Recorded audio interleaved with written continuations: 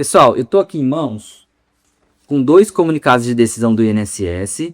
Você foi afastado ao INSS, teve o comunicado de decisão do INSS com o benefício cessado ou negado, não sabe o que fazer nessa situação, está com dúvida, não sabe se vai receber do INSS?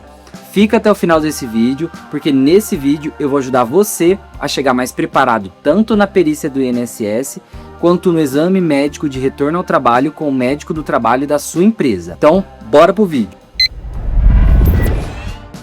Olá pessoal, tudo bem com vocês? Meu nome é Glauber, eu sou médico do trabalho especialista, me especializei na USP em Medicina do Trabalho, tenho mais de 7 anos de experiência e nesse vídeo eu vou esclarecer as principais dúvidas de quem teve o seu comunicado de decisão em mãos e teve o seu benefício cessado ou negado. Então já curte esse vídeo, pode compartilhar esse vídeo com aqueles amigos que estão passando por situação parecida ou algum familiar que você conhece que está com benefício do INSS cessado ou negado. E já deixa aqui nos comentários as suas dúvidas que eu vou tentar responder todas elas. Pessoal, eu estou aqui em mãos com 2 comunicados de decisão do INSS.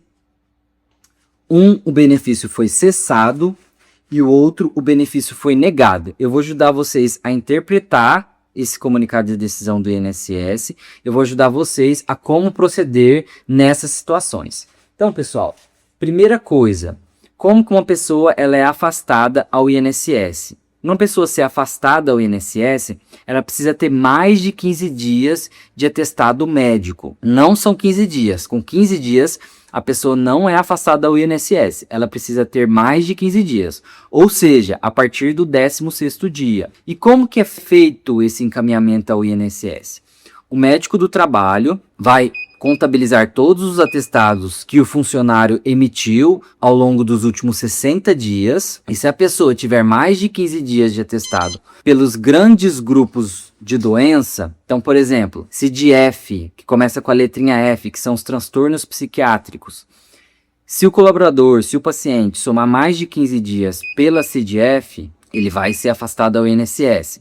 A CDM, que é a classificação internacional da doença dos grupos osteoarticulares, dos grandes grupos musculares. Então, dor lombar, um problema ortopédico no joelho, uma questão no tornozelo. Você somar mais de 15 dias, você é afastado ao INSS. Pessoal, uma coisa que gera muita confusão é que não necessariamente precisa ser a mesma letrinha. Muitas vezes os atestados eles podem estar correlacionados. Então, por exemplo, um paciente, um funcionário que teve um quadro de pneumonia, ficou 10 dias afastado, 10 dias internado, 10 dias de atestado médico, e aí depois apresentou mais um outro atestado de febre, de tosse, por exemplo, e o médico do trabalho entendeu que esses atestados estão correlacionados, então por mais que não tenha a mesma letrinha, os atestados por si só, eles estão correlacionados, então a febre tem a ver com a pneumonia, ele soma todos esses atestados, o médico do trabalho da empresa, e acaba encaminhando ao INSS. Bom, vamos lá. Aí você foi encaminhado ao INSS, está aguardando o resultado da perícia do INSS, e aí nós temos um ponto de atenção. Então, se você teve menos de 30 dias de atestado médico pela NR7, você não é obrigado a fazer o exame médico de retorno ao trabalho. Então, se nesse período, nessa janela, mais de 15 dias, né, no 16º dia, até o 30º dia, se você não teve mais de 30 dias de afastamento, você não precisa fazer o exame médico de retorno ao trabalho. E aí, o que eu oriento? Entre em contato com a sua empresa, fala que você já está se sentindo bem para retornar ao trabalho, que você quer passar no exame médico de retorno ao trabalho. E aí o médico do trabalho vai avaliar você. Se ele entender que precisa de um relatório complementar do médico que te acompanha, ele pode pedir esse relatório. E aí, se o médico do trabalho que fizer o exame de retorno ao trabalho entender que precisa de um relatório do médico assistente, do médico que te acompanha, então se você tem uma questão psiquiátrica, se ele entender que o médico psiquiatra precisa emitir um relatório, ou o médico ortopedista precisa emitir um relatório, ele pode solicitar esse relatório no exame de retorno ao trabalho, ou não, se ele entender que é uma questão que dá para ser resolvida ali no exame de retorno ao trabalho, ele já pode emitir o aso de aptidão com base no exame clínico, com base na anamnese, que são as perguntas que ele faz durante o atendimento, e aí ele pode retornar você ao trabalho nessa situação. Outro caso é a situação em que você já tem o comunicado de decisão do INSS, já saiu lá o resultado no aplicativo do INSS, o meu INSS, e aí o comunicado de decisão vem com benefício cessado ou benefício negado. Nesses casos, pessoal, vamos lá, vamos interpretar. Então ele traz aqui o NIT, que é o número de identificação do trabalhador. Então o que é esse número de identificação do trabalhador? Cada trabalhador é único, então cada trabalhador vai ter o seu NIT. É como se fosse um CPF do trabalhador. E aí ele tem o número do benefício. Esse número do benefício é de acordo com aquele benefício que você teve. Então se você teve um benefício por questões psiquiátricas, vai gerar um número de benefícios. Se você teve um outro benefício no passado por questão ortopédica, então aí gerou um novo benefício. Então esse número de benefício ele pode mudar de acordo com a situação do INSS, de acordo com a sua doença ali no INSS. Aí vem o nome da pessoa, seu nome, ele coloca o CPF e aí ele coloca a espécie, né, que pode ser o 31 ou 91, que são os principais, tá? Eu vou falar os principais. Então, o B91 se for um caso que o INSS considerou, ou a empresa considerou de acidente de trabalho, e se for o 31, o B31, seria um auxílio doença que não tem correlação com o trabalho e seria uma doença do indivíduo. Aí, nesse caso, não seria reconhecida a estabilidade, que é a estabilidade de 12 meses. Então, se a pessoa sofreu um acidente de trabalho, foi afastada do INSS, ela tem a estabilidade de 12 meses, que é o B91, correto? Aí, aqui no caso, pessoal, tem também a data de cessação do benefício. Essa data de cessação do benefício, ela é muito importante. Por quê, pessoal? A partir dessa data, se o seu benefício foi cessado, a empresa precisa te convocar para fazer o exame de retorno ao trabalho. E aí, pessoal, nós temos uma situação. Nós temos duas situações. Cessou o seu benefício, a empresa te convoca para fazer o exame médico de retorno ao trabalho e você está se sentindo bem para retornar. Nesse caso, pessoal, se você tiver um relatório do seu médico te dando alta, seria legal, mas entendo que não é imprescindível você ter esse relatório do médico especialista, porque o médico perito, ele já cessou o seu benefício, você faz o exame de retorno ao trabalho com o médico do trabalho, se você estiver se sentindo bem, se estiver tudo bem, ele vai retornar você ao trabalho. Agora, pessoal, se cessou o seu benefício ou se o seu benefício foi indeferido, não concedeu o benefício e você não está se sentindo bem para retornar ao trabalho, nesse caso, pessoal, o que eu recomendo é passa com o médico que te acompanha, pede para ele fazer um relatório atualizado e aí o pulo do gato, né, o principal seria esse relatório ser realizado após a data de cessação do benefício.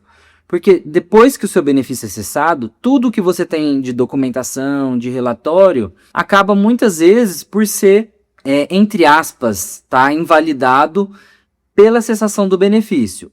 Então, eu estou explicando de maneira mais leiga para vocês entenderem, mas a data de cessação do benefício é muito importante. Então, cessou o benefício e você não se sente bem para retornar ao trabalho, passa com o médico que te acompanha, pede para ele fazer um relatório atualizado com a data posterior à cessação do benefício. Peça, se possível, para ele colocar ali as condições, se na visão dele ele entende que pode ou não retornar ao trabalho. Se no caso você não está se sentindo bem, pede para ele descrever a situação que você se encontra.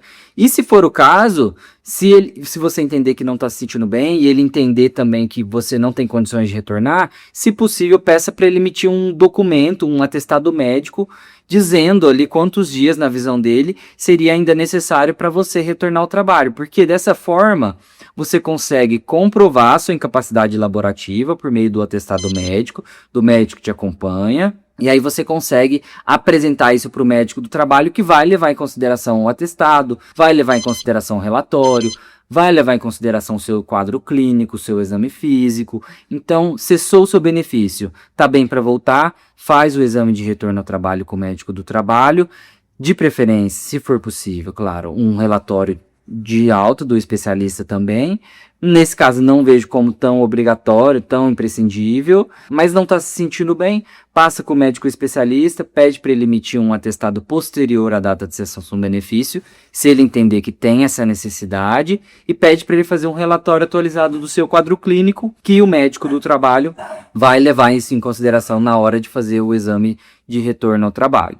Então, cessou o benefício indeferido, a gente tem essas situações. E aí, pessoal, tem uma coisa muito importante que chama hierarquia dos atestados. Ou seja, o médico do perito está em primeiro lugar e o atestado dele é, entre aspas, mais importante. Depois vem o atestado do médico do trabalho, que tem a sua relevância ali, vamos dizer, intermediária. E por último vem um atestado do médico assistente, onde ele coloca ali o seu ponto de vista clínico com base na sua análise do exame físico e da anamnese. Então, pessoal, por que isso é importante? Porque por mais que você às vezes tenha um atestado ali de 90 dias, de 180 dias, do médico que te acompanha, se cessou o seu benefício, o que está dizendo? O médico perito, que ele é superior, está dizendo que cessou o seu benefício, não tem mais a necessidade de pagamento e na prática, entre aspas, ele acaba revogando o atestado que você tinha anteriormente. Então, o que começa a contar a partir de agora é a data de cessação do benefício. Então, se for para ter novos elementos para que você consiga um novo benefício, ou que você converse com o médico do trabalho da sua empresa, para que você seja reencaminhado ao INSS, são novos documentos posteriores à data de cessação do benefício. Seja um atestado, seja um relatório atualizado, porque dessa forma vocês vão conseguir ali ajudar o médico do trabalho a decidir a situação, emitindo um documento atualizado. Porque se vocês chegarem lá no exame de retorno ao trabalho, sem atestado, sem relatório, sem nenhum documento, o médico do trabalho vai se basear no que ele está vendo, no seu exame físico, na sua anamnese, muito mais provavelmente isso vai acontecer, que ele decida por te retornar ao trabalho, porque o seu benefício já foi cessado pelo INSS. Tá certo, pessoal? Então, espero que tenha ajudado vocês. Se ficou alguma dúvida sobre a situação do INSS, deixe aqui nos comentários, eu vou tentar responder a todos. Compartilhe esse vídeo com quem possa ser beneficiado com essa situação, porque eu, como médico do trabalho, quero ajudar vocês tanto a sair das dívidas, quanto não precisar do benefício do INSS e ajudar vocês nessas situações mais complexas, nesses casos em que não recebe do INSS, não trabalha. Eu sei que é uma situação muito difícil, então deixa aqui nos comentários, porque eu vou ajudar vocês. E também, se você é dono de empresa e tem alguma dúvida nesse sentido, com relação ao colaborador, com relação ao funcionário, eu, como médico do trabalho, posso ajudar vocês a ter mais lucidez de como resolver esses casos mais complexos do INSS. Então, curta o vídeo, compartilhe, comente e siga o canal para sempre estar atualizado sobre questões envolvendo o INSS e também envolvendo finanças em modo geral, tá bom? Um forte abraço e até o próximo vídeo.